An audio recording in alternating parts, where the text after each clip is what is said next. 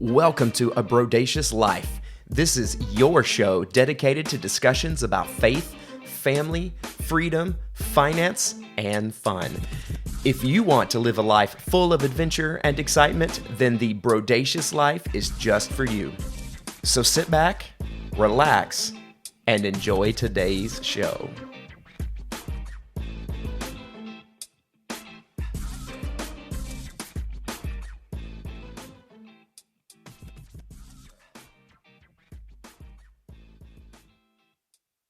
Hey, what's up out there in the land? I hope that you're doing great. I'm sitting here just chilling, lots of stuff going on. You know, one of my favorite things that I like to do is to read books. I mean, from my perspective, there are people out there that have been highly successful and have done some of the greatest things in the world and then wrote in a book about how and why and what inspired them to do it.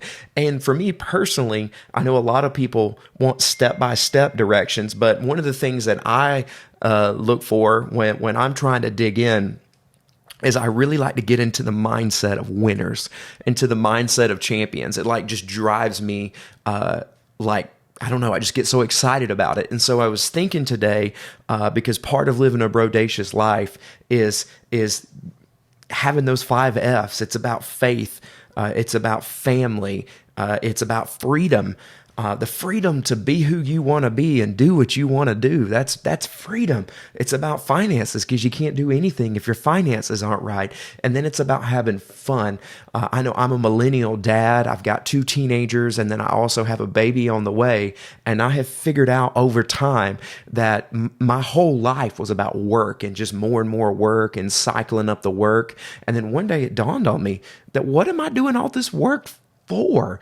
It's to have fun and enjoy your life. And so, the new stage, especially for us millennial dads out there, is we're shifting. When you first get started, your work kind of defines you. And then over time, you realize that leaving a legacy is when you influence people and you leave a mark that outlives you. And so anyways, back to books. I just read bunches. I've read hundreds of books, and there's so many great ones. So Chef John and I, we read some of the similar books, but we also read books that are different. So today I wanted to give you my top 5 books that I think that are just amazingly worth reading. I see some people on here chiming in about books now. I posted on my Facebook page, and I'm getting all kinds of texts because I posted these 5 already on my social media page, and people are just commenting, which is absolutely fantastic. So let me give you one of my these are not in order, I should say. They're not in order, so just 5 books. Now, this is not on my top 5. So this is a freebie. Obviously, my number 1 book would be the Bible. As a person of faith, I try to live my life by that. Faith is an important pillar in a brodacious life, but the Bible defines everything. In fact, I've discovered that if I can live my life close to what's in that book, then my life is successful. Now, maybe you're not a believer in the Bible or whatever, I wish everyone was, but you can still be a brodacious life because if nothing else, there's a code in there that you can live by. And if you live by that code, I can tell you that your life is more fulfilling. But anyways, we'll come out of that. That's a discussion for a different day. These are my top 5 books excluding the Bible. So number 1, Scott Alexander wrote a book a long time ago called A Rhinoceros Success. Rhinoceros Success by Scott Alexander.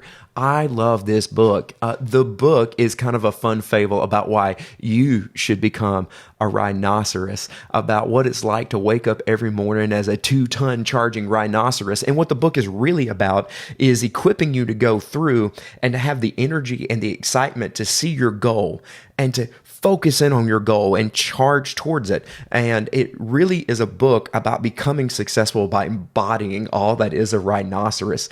It's hilarious, but also so extremely true. It's a book I think everyone should read. In fact, I think it's such a cool book. I actually read it once a year. Now, these days, I'm not necessarily trying to become a rhinoceros. I'm trying to become a lion. And you can check out some of our shows about this. But as far as trying to embody something, where did I decide I wanted to become a lion? It's when I first started thinking about what life would be like if I was a rhinoceros. This is a business book. It is a life book. It is all things in a book. So number 1, go check out A Rhinoceros Success by Scott Alexander. The second book is called Rich Dad, Poor Dad by Robert Kiyosaki. Now, I first read this a long time ago when I was in college, but I've reread it many times. In fact, if you follow a lot of personal finance podcasts or a lot of success shows and books, you'll find that there's one book that most millionaires and successful people cite over and over and over again. It's the number one book that rich dads give their students, their kids, to try to help them get the mindset, and that's Rich Dad, Poor Dad by Robert Kiyosaki. The premise behind this book is there was a kid, and he had two dads. He had a rich dad, and then he had a poor dad. And as you go through, it was basically questions that this student had about life and about money. And he would ask his poor dad that question, and he would ask his rich dad that same question.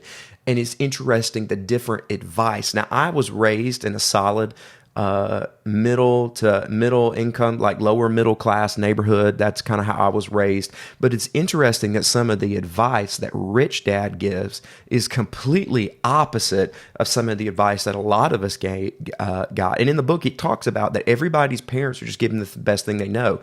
Poor dad was giving great advice because it was the best advice that he had. But rich dad could see something that poor dad couldn't see.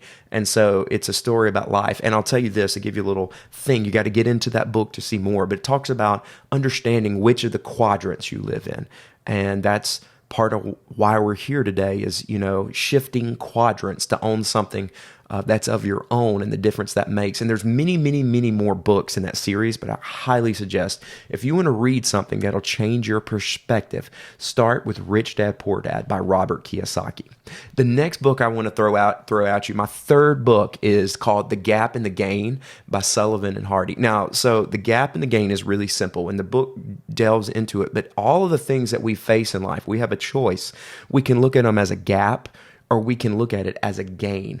When I look at my life in totality, there's mistakes, there's errors, there's setbacks, but what I have to do is I can't focus on the gap. What I have to see is instead of a gap, all those things are leading me towards a gain. And what we have to stay focused on are the gains. Now, the book goes into deeper, and then it gives you practical tools. And if you download the audio book, I listened to the one on Audible, it actually has handouts and things that you can download to actually put the gap and the gain into action. Highly recommend The Gap and the Gain. The next one is a book about marketing called The Dip by Seth Godin. Now, Seth Godin writes all over the place on marketing. He's like a marketing guru. And you might ask, why would I listen to something on marketing that's not necessarily about things that are in my empire, be it real estate, my investments, Roth IRAs, my coaching job. But here's the thing I will tell you is The Dip has this useful, first off, I don't want to give away what Seth Godin talks about in the book, but he describes the dip. And you've heard it before that there's a thing where sometimes to get really good at something, you have to experience a dip. And one of the issues that we face in life is sometimes we get a dip in our life and we want to run away from the dip.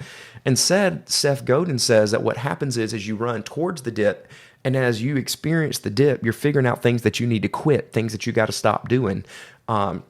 Things that you need to eliminate, because just on the other side of the dip is the spring that takes you forward. And so to get to the punchline, what we have to do is to run towards the dip. I teach that to my students as a coach too. Don't hide from the mistakes. Run towards the mistakes, because as you run towards them, you're eliminating things and you're refining things and you're peeling off layers. From a person of faith, this is not from the book.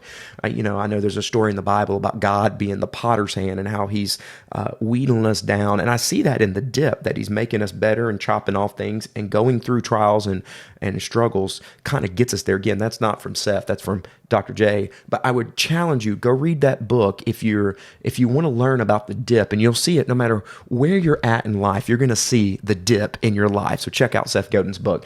And then the final book that I want to mention today is called Good to Great by Jim Collins. Now, this book is just a huge amount of studies. And what Jim Collins did was he looked at a whole bunch of successful businesses, and he looked at businesses that were already good, and then something occurred that helped to make them great. And we call these, or Jim, I should say, calls them like breakthrough businesses, breakthrough entities. And what he's studying is what was it that caused them to have a breakthrough moment and to be good. Now, I don't want to go into this, but I found this book completely fascinating. As a coach, I want to apply that thing. Like, I'm a high school band director. So I tell you, I like to look at this, and where I'm at now is where, well, here's the question Jim asked. He goes, where can we let go of good to make room for great? I coach a team that's existed for 80 something years, 83, 84 years. We run a marching band contest that's been around for 43 years. I mean, there's a system in motion with amazing coaches, band directors that have come before me. And it's really easy for me to get focused in on, well, this is the way we've always done it. This is a good thing. This has always led to a good result. But sometimes in keeping the good, we might miss great. And so it's caused me to ask myself a question. Where can I let go of good to make room for something great? Because sometimes the enemy of great is good. Now, those are 5 books that I have that I would recommend that you start with today. I've got many more. I'll release more. There's just so many great things, so many great books that are out there. What are your top 5, or what is your favorite book that's maybe not on this list? Would you share it? If you're watching this on YouTube, if you'll share it in the comments, I'd be fascinated to see. Maybe your book makes my top list on the next go round. And if you're listening to this on the podcast version, would you go check us out? You'll see this graphic, Dr. J's top books, that is going to be on our Instagram page. Go to the Instagram and reply with what your favorite books are, and tell me what it is about that book that you found interesting, because I need to expand my list. I've read hundreds, but there's still hundreds of more books to read. So I look forward to hearing what you have to add and what your top books will be.